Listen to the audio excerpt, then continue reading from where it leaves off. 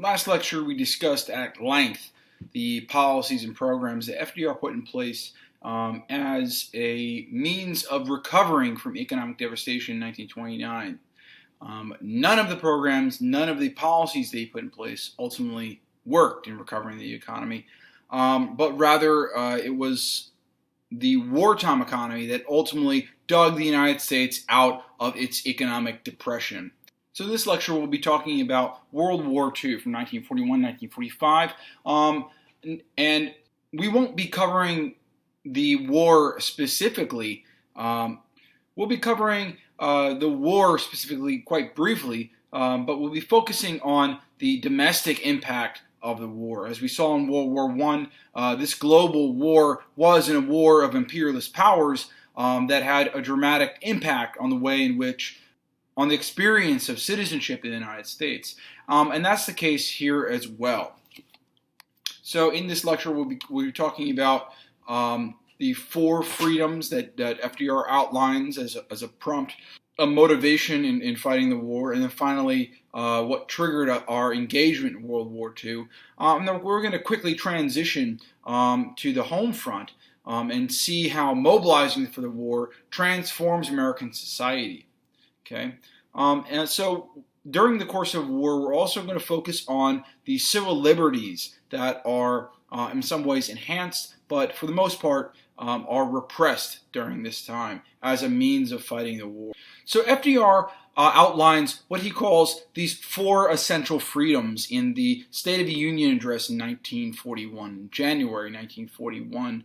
And he calls these four freedoms: freedom of speech, freedom of worship, freedom of want, and freedom of fear, essential pillars of not only citizenship but human rights. And so he galvanizes the American people around these four freedoms as an impetus for protecting human rights broadly. And so he construes fascism and imperialistic Japan as major villains, major forces impinging on these human rights throughout the world. So in a radio address in January 1941, FDR declared that these four freedoms embodied, quote, the rights of every creed, every race, wherever they live.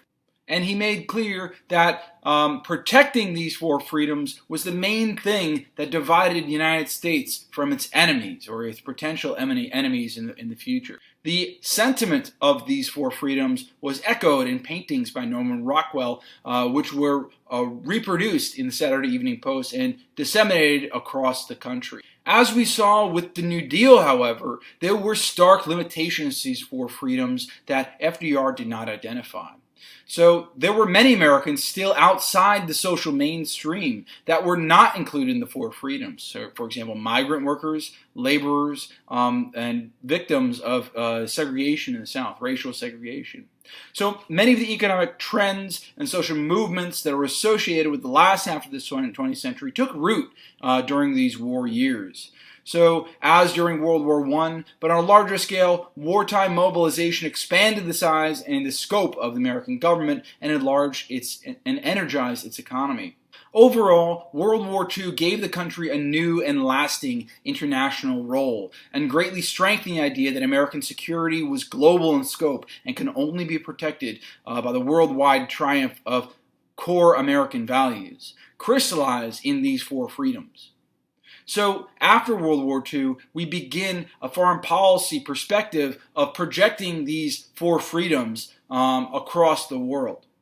The Great Depression shocked the globe. It wasn't just an American affair. So governments collapsed. Governments around the world collapsed. And three major nations emerged with the willingness to use military and the military-industrial complex that emerges from this as a force to achieve their goals, not only the economic goals, but goals of world dominance. And these are Italy, Germany, and Japan. And in Italy and Germany in particular, a distinct style of politics emerges called fascism. Fascism ultimately entails the individual subordination to the state. Fascism entails an individual subordination to the state as a means of enhancing national power. Fascism also supports this concept of natural inequality. So it believes that individuals are not equal by birth and should not be equal under law. There's inherent discrimination under a fascist society. Individuals are divided by natural abilities and social worth, and society should be organized along the natural inferior and superior groups. And this is exactly what we see in Germany under Adolf Hitler. Now, it's interesting to compare Franklin Delano Roosevelt and Adolf Hitler because they both come to power at the same time, and both implement a rigorous style of politics in re-energizing in their economies, their respective countries. However, both individuals follow starkly different means of achieving their goals. As soon as Adolf Hitler comes to power as German Chancellor in 1933, he issues the state-sponsored persecution of Jewish people, meaning that synagogues, Jewish businesses, and homes were looted and destroyed based on those principles of fascism. He ordered concentration camps to be erected to confine Jewish people and other undesirable people in Germany, in the German outlying areas. And as a consequence, between 1933 and 1938, thousands of Jewish refugees flood into the United States, including scientists and academics like Albert Einstein, who later revolutionizes his mathematical theories in the development of nuclear technology, but also artists and musicians as well. We'll talk about those in discussions. Franklin Delano Roosevelt also employs a very rigorous style of politics in re-energizing the American economy. And at the beginning of war, he also impinges on several civil liberties in constructing concentration camps specifically for Japanese Americans. And so the similarities between FDR and Adolf Hitler are quite apparent, both espousing a kind of jingoism that supports their political policy. And throughout the 1930s, the American and German economies were quite interdependent. For example, Henry Ford did business with Nazi Germany throughout the 1930s. Indeed, Henry Ford's plants employed slave labor provided by the German concentration camps. Trade with Japan also continued, including shipments of American trucks and aircrafts and considerable amounts of oil. Until 1941, 80% of Japanese oil supply came from the United States. Of course, that quickly turned once Japan started to turn their military sights on American territory. On the European and Pacific fronts, Italy, Germany, and Japan pursue a militaristic and imperialistic conquest of territory in the pursuit of world dominance. And America's immediate response was quite ambivalent due to those economic ties that we mentioned, but also the American people were quite ambivalent as well, and we're not about to go into war yet. Remember the surplus army and the drastic devastation that the United States experienced after World War I. And so the immediate American foreign policy response to the militarism of these countries was exactly neutrality, as it was in World War I.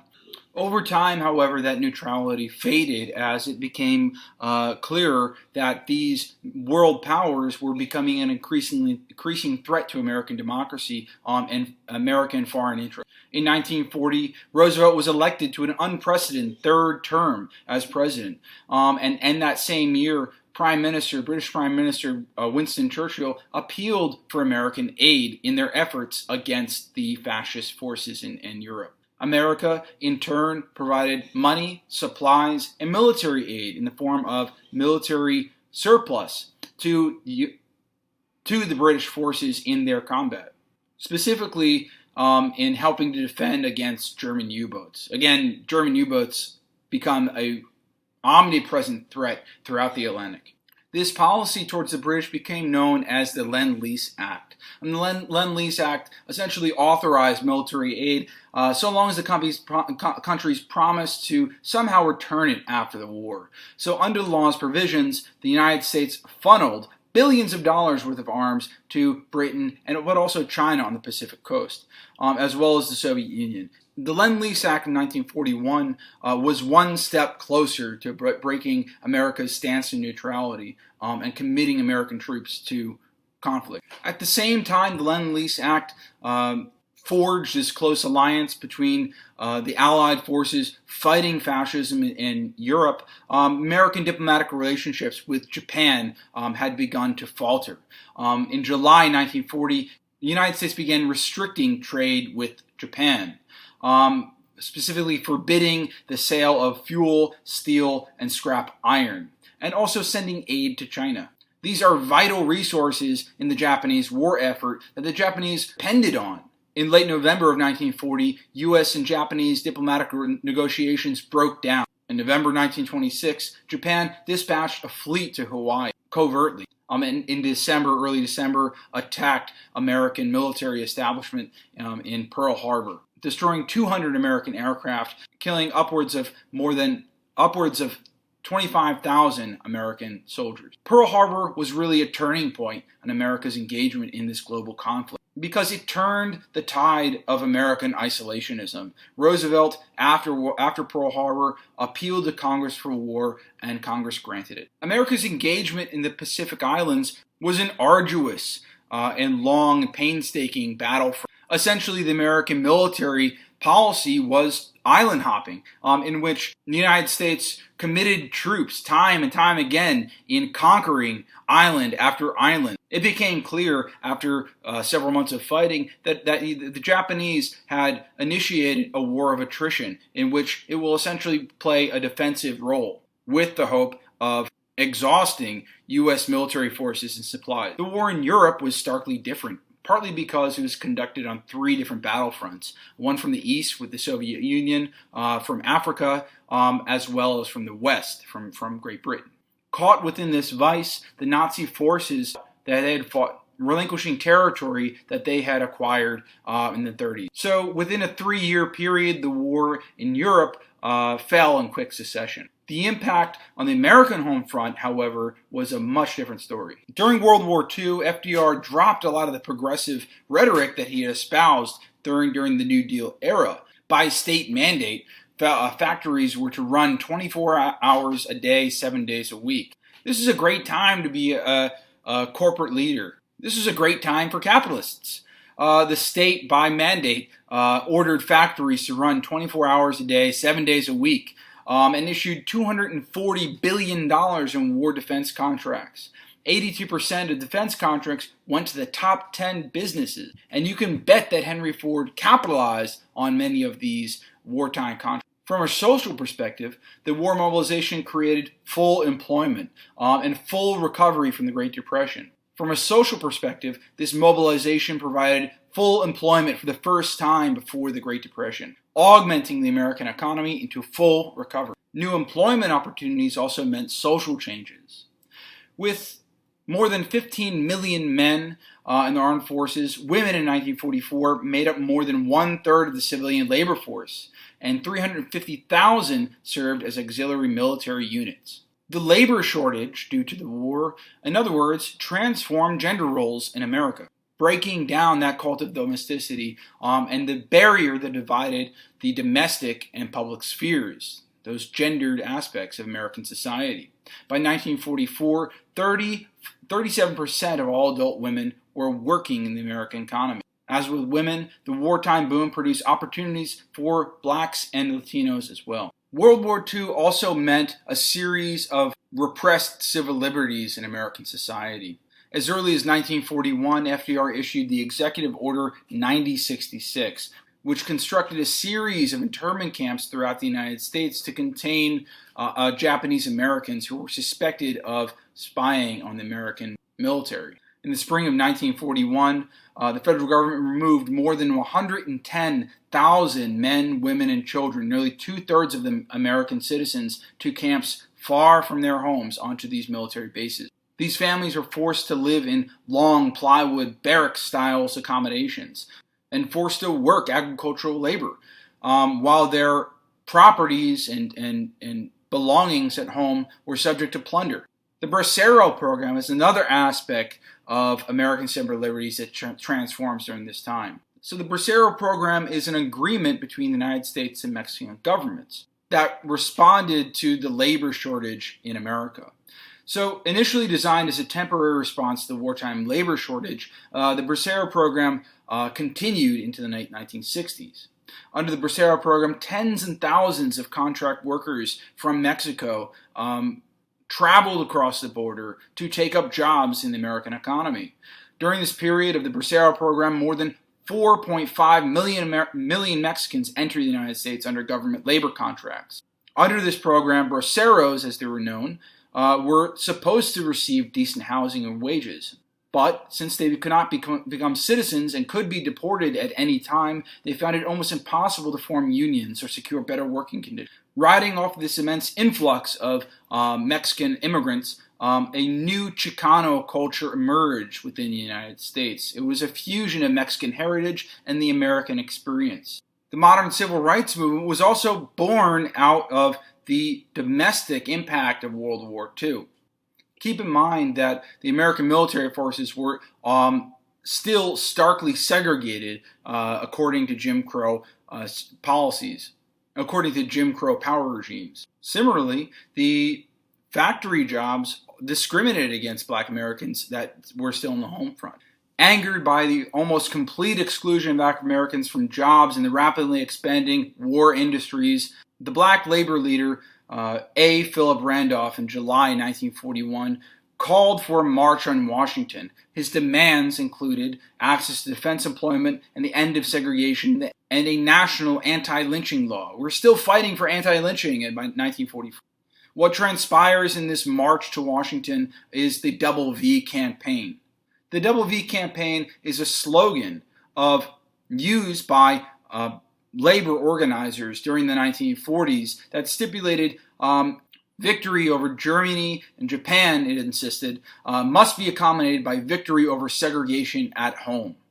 Many of the leaders of the Double V campaign, like Philip Randolph, later became the forerunners and visionaries of the civil rights movement in the 1950s.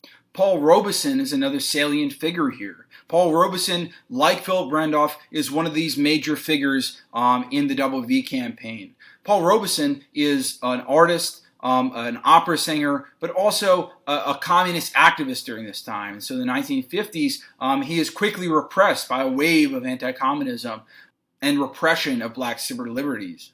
Nonetheless, his leadership during the Double V campaign was critical in forming the unions and solidarities that structured the civil rights movement decades later. In 1945, with the end of the war in sight, the leaders of the free nations, Soviet Union, United States, and Great Britain, convened to form an international government that would adjudicate many of the disputes that led to World War II. In 1945, these three figures formed the United Nations. Like the League of Nations under Woodrow Wilson, this consortium of global superpowers was established to maintain global peace and cooperation in the pursuit of human rights broadly through education, healthcare, and trading initiatives. By May 1945, Germany surrenders unconditionally, ending the European theater of conflict. Months later, in August 6, 1945, American planes dropped atomic bombs on Hiroshima and Nagasaki, killing upwards of 250,000 Japanese civilians. Not more than a week later, the Japanese Empire surrendered. This global war deeply impacted the countries on which it was fought, leaving the task for the victors to rebuild these economies, since these economies were so integral to their own economy. With the conclusion of World War II, Stalin, Roosevelt, who had died by that point, Truman took his place, and Churchill were left to rebuild the world. Differences over the methods and styles of rebuilding led to an even greater conflict that we'll get into next. Some key terms to keep in mind here: the Four Freedoms, the Lend-Lease Act, the Executive Order 9066. Who is Paul Robeson? What is the Bracero program? The Japanese internment program, as well as the Double V campaign, and how that leads to the modern civil rights movement.